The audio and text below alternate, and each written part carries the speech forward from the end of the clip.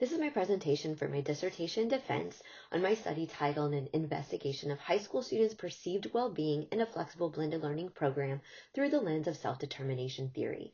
The study examined the impact of a flexible blended learning program on high school students' well-being framed through self-determination theory.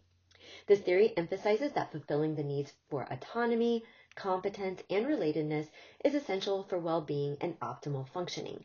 Using a mixed methods design, I investigated how flexible blended learning influenced students' perception of these needs. In this presentation, I'll start with a timeline of the study, provide an overview and a statement of the problem. I'll discuss the theoretical framework, the research questions the study sought to answer. I'll provide a brief literature review focused on blended learning. I'll discuss the context of the study and the methodology used. Then I'll share the data and the key findings of the data with a discussion and the implication of those findings. I'll discuss the limitation, provide some ideas for future research, and then a conclusion. This study started in March of 2025. Following IRB approval, I distributed consent and assent materials to all students enrolled in flexible blended learning courses in the District of Study. In April of 2025, the student surveys developed in Qualtrics were administered via email. At that same time, I used criterion sampling to recruit 11th and 12th grade students for focus group interviews. When the survey window closed, I conducted an analysis of the quantitative data using SPSS software. In May of 2025, I conducted 3 focus group semi-structured interviews. In June of 2025, I conducted a qualitative analysis using in vivo software from the data gathered from open-ended survey questions and the focus group interviews. In July of 2025, I integrated the quantitative findings with the qualitative findings and conducted intercoder reliability tests, which brings me to October of 2025, which is my dissertation defense. Adolescent well-being has been a growing focus, especially since COVID-19, when many students struggled with isolation and academic challenges in virtual learning. Even before the pandemic, poor well-being was linked to diminished motivation, academic pressures, and feelings of disconnection from peers and teachers. In response, UNESCO has urged schools to design environments that foster student well-being across physical, emotional, and social dimensions. Well-being depends on meeting 3 psychological needs from self-determination theory: autonomy, which is self-direction; competence, which is mastery; and relatedness, which is meaningful connections. My study focuses on a flexible blended learning program which combines in-person instruction with asynchronous digital learning. This format gives students choice in pace, place, and learning path, supporting autonomy, competence, and relatedness. By aligning with these needs, flexible blended learning has strong potential to promote student well-being in today's schools. This study focuses on a flexible blended learning, or FBL, course design, which is a modification of the general concept of blended learning. So blended learning is defined primarily as an instructional format that combines in-person, face-to-face instruction with computer-mediated learning or online learning. That differs a bit from flexible blended learning, which is an emerging and innovative high school course structure where students are not required to be in class each day. So students have the opportunity to use what they call flex time during their regular scheduled class period, where they can choose when, where, and how to complete their coursework. They may choose to work outside of the classroom in another part of the school building. They may even choose to stay home or even complete homework maybe at a coffee shop nearby. Researchers use several frameworks to define and measure student well-being. While each emphasizes different aspects such as positive emotion, resilience, relationships, or functioning, they all highlight that well-being goes beyond how students feel in the moment. It also includes how they connect, develop, and thrive across different areas of life. This study uses self-determination theory as its guiding framework for understanding well-being. Self-determination theory defines well-being as the fulfillment of 3 basic psychological needs: autonomy, or the ability to act with self-direction; competence, the sense of mastery and effectiveness; and relatedness, meaningful connection with others, as developed by Ryan and Deci. In this study, these needs were operationalized as outcomes. Autonomy was reflected in students' flexibility and choice, competence in their confidence and achievement, and relatedness in their connections with teachers and peers. By explaining how FBL supports or hinders these needs, self-determination theory provided the foundation for measuring and interpreting students' perceptions of well-being. This study sought to understand how the flexible blended learning format influenced students' perception of well-being by fulfilling or thwarting psychological needs. It was guided by 3 research questions, each aligned with a different phase of the mixed methods design. Research question 1 asked about student satisfaction with autonomy, competence, and relatedness in FBL courses. This was addressed in the quantitative phase through the student's basic psychological needs survey. Research question 2 explored the attributes of FBL courses that students identified as supporting or undermining their needs. This was addressed in the qualitative phase through open-ended survey responses and focus group interviews. Research question 3 asked how the qualitative data helped explain the quantitative results. This was the integration phase where I combined both data strands in a joint display to provide deeper insight into how students experienced FBL. The FBL course format in this study is one type of blended learning. Empirical research specifically examining FBL environments remains limited. Therefore, this literature review draws primarily from the broader field of blended learning research, which shares fundamental pedagogical principles with FBL, particularly regarding student agency and personalized learning pathways. The key distinction between the two lies in the enhanced flexibility provided in the FBL course format. Blended learning strongly supports student autonomy by giving students choice and control over their learning. This aligns with self-determination theory's emphasis on autonomy, competence, and relatedness, and has been confirmed in a literature review by Albeida et al., as well as studies by Fazell and Bryan and Yin et al. Students also benefit from flexible modalities such as videos, text, and digital tools that allow them to match learning to their preferences, as outlined in studies by Alvarado Alcántar and Keeley, Attard and Holmes, and Whiteside et al. This flexibility encourages active learning, as shown in studies where students directed their own pace, path, and place of learning, leading to deeper engagement. This was cited in studies by Arda et al., Villanueva et al., and Fan. Finally, research across K-12 and higher ed shows that autonomy in space and pace, including the ability to work outside the classroom and at one's own speed, fuels motivation and persistence, as cited by Osten and York, Whiteside et al., Lei and Huang, and Ghani and Taylor. Blended learning environments are especially supportive of competence because they combine autonomy with strategies that build confidence and skill. Research by Ramirez al-Reño, Van Velzen, and al-Salhi et al. Show that self-regulation and metacognitive activities such as goal setting and reflection strengthen self-efficacy and outcomes. In fact, al-Salhi's study of high school science found significantly higher achievement and confidence in blended learning courses compared to traditional ones. Competence is also supported by immediate feedback and resources. Digital tools and just-in-time teacher support allow students to revisit content without stigma, which boosts their belief that they can succeed. This was outlined in studies by Attard and Holmes and Villanueva et al. At the same time, the literature points to barriers. Inaccessible materials, such as missing captions or text-to-speech, can hinder competence, as noted by Alvarado Alcántar and Keeley. And as Bergdahl and Bond point out, when teachers are less engaged, students report frustration and lower confidence. Research also shows that blended learning supports relatedness by enhancing opportunities for interaction and collaboration. Studies highlight that digital tools and flexible structures make it easier for students to collaborate with peers and stay connected outside of class, as cited by Mohammed et al., Ravenscroft and Luhanga, and Villanueva et al. However, at the same time, teachers are often more accessible in FBL formats, with students valuing teacher-led discussions and personalized feedback.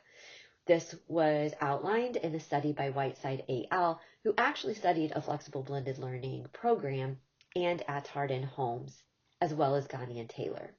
The community of inquiry framework also shows how blended environments create space for deeper collaboration and shared knowledge, as cited by Villanueva et al. And Ravenscroft-Wanga. However, connectedness is not automatic.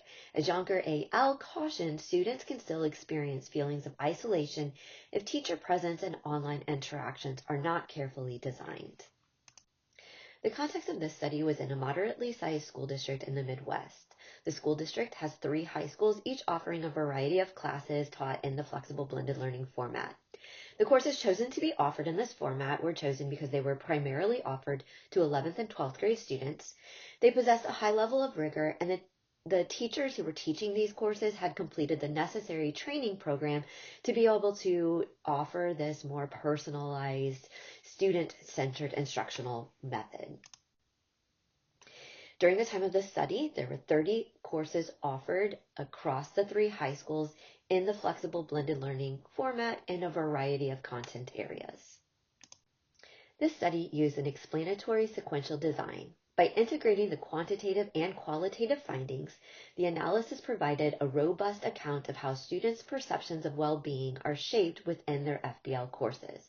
This aligns with Creswell and Creswell's findings that mixed methods design ensures that statistical trends are complemented by deeper insights provided through narratives.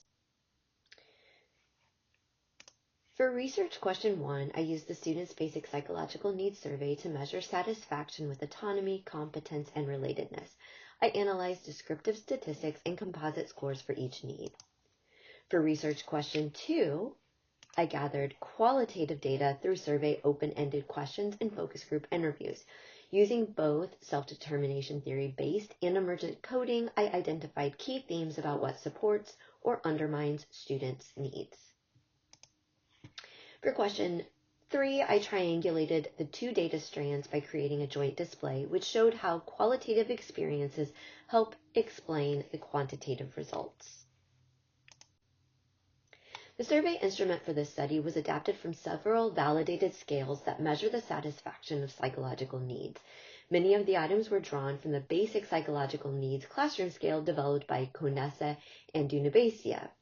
I also reviewed items used in related studies such as Vanden Kerkhove et al. And Wang et al., which themselves were adaptations of the Basic Psychological Needs Satisfaction and Frustration scale originally developed by Chen et al. To ensure the instrument was appropriate for the flexible blended learning context, I modified the wording of items to reflect students' experiences in these environments.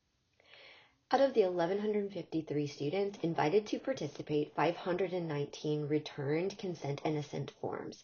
From that group, 218 began the survey, and ultimately 189 students completed the Students' Basic Psychological Needs Survey. In addition to the survey, I also collected 154 open-ended responses, which provided qualitative insights into students' perceptions of FBL. To complement the survey, I conducted focus groups of 17 students across the 3 high schools.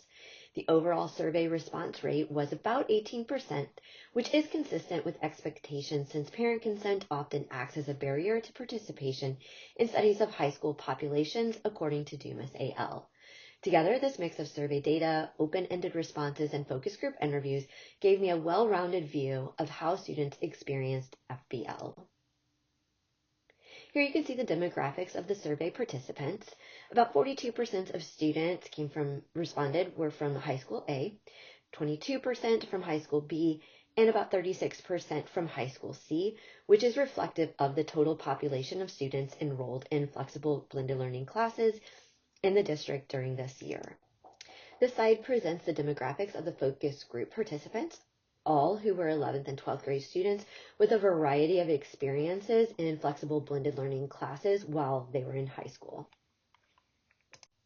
To ensure the quality of the survey results, I assessed the internal consistency of the Students' Basic Psychological Needs Survey using Cronbach's alpha. According to Palant, a Cronbach's alpha between 0.70 and 0.95 indicates good reliability, while values below 0.70 suggest poor reliability. In this dataset, all 3 subscales demonstrated strong reliability. These results give confidence that the findings drawn from the survey data are both valid and trustworthy. Here are the results for student satisfaction with autonomy in FBL courses. Overall, students reported high levels of autonomy satisfaction. They strongly agreed with items such as having choices about their learning pace and schedule and being able to complete tasks in ways they choose. These items had mean scores above 4.3 on a 5-point scale. The highest rated item was, I feel like I can make choices about my learning pace and schedule, with a mean of 4.49. Similarly, items related to choice in how assignments are completed and working on tasks independently also scored highly. One area that scored somewhat lower, and was also the lowest item of the entire survey, asked if students could choose tasks that aligned with their specific interests. This item had a mean of 3.54. This suggests that while students valued flexibility in pacing and progress, there were fewer opportunities for interest-driven learning choices. The frequency distribution also shows that the majority of students selected agree or strongly agree for most autonomy items, indicating a consistent perception that FBL supports their need for autonomy. The data suggests that students perceive FBL as offering strong autonomy through flexibility and choice, though opportunities to align learning with personal interests were more limited. Here, the results show student satisfaction with competence. Across all 5 items, students reported very high levels of competence fulfillment, with mean scores ranging from 4.53 to 4.65 on a 5-point scale. Students strongly agreed with statements such as, I'm confident in my ability to learn the course material, and I'm capable of meeting my goals, which received the highest means of 4.60 and 4.65. Other items, such as having multiple opportunities to demonstrate success and successfully completing tasks, also scored consistently high, all with means above 4.5. The frequency distribution shows that the majority of students selected strongly agree, indicating a clear sense of mastery and effectiveness in FBL courses. These findings suggest that competence was the strongest area of satisfaction for students, with FBL providing consistent opportunities for success, confidence, and goal attainment.